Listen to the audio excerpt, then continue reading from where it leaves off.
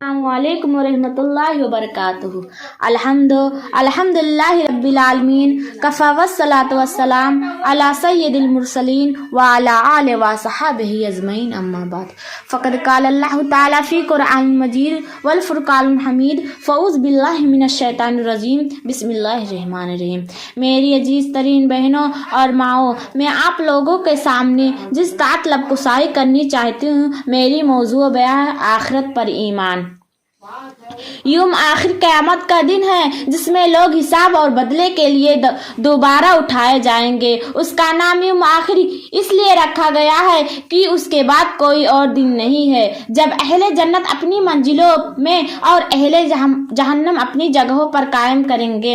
यौम आखिर पर ईमान कुरान और सुन्नत में वर्द उन तमाम बातों की कतई तस्दीक को कहते हैं जिनका ताल्लुक मौत के बाद के अहवाल से है, जैसे कब्र की आजमाइश, उसका अजाब और उसकी आसाइश, बासो हस्र, हौज, सोहफो आमाल नामा, हिसाबो मीजान, सिरातो शफाअत और जन्नत व जहन्नम वगैरह।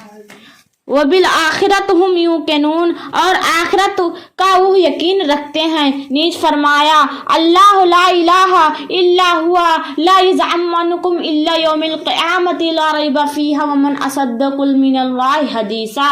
अल्लाह के सिवा कोई माबूद बरहक नहीं, वो तमाम को जरूरी क़यामत के दिन उठा कर करेंगे, उसमें कुछ शक नहीं, और अल्लाह से ज्यादा किसी की बात सच्ची हो सकती है।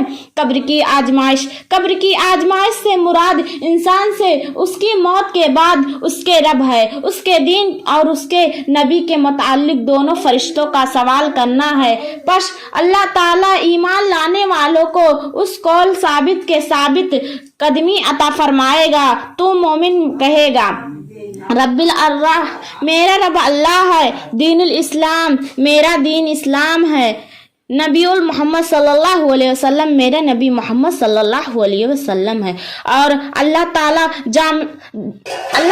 जालिमों को गुमराह कर देगा तो काफिर और शक करने वाला कहेगा, हाय हाय ला अदरी समिअतुन नास यकूनुन शैअन फ़क़ल्लत, अफसोस अफसोस मैं नहीं जानता, लोगों को सुना कि वो कुछ कहते हैं तो मैंने भी कह दिया। जैसा कि ये सही हदीस में मज़कूरा है, जिनमें से अनस बिन मालिक रज़ी अल्लाह अन्हु से हदीस की रसूलुल्लाह सल्लल्लाहु अलैहि वसल्लम ने फरमाया, बंदा जब कब्र में रख दिया जाता है और उसे छोड़कर उसकी साथियां वापस जाने लगती हैं तो वो उनके जूतों की आवाज सुनता है तो उसके पास दो फरिश्ते आते हैं, उसे बैठाते हैं, फिर कहते हैं, तुम उस आदमी मोहम्मद सल्लल्लाहु अलैहि वसल्लम के मुतालिक क्या कहते थे? मोमिन कहेगा, मैं शहादत देता हूँ कि वो अल्लाह के बंदे और उसके रसूल हैं।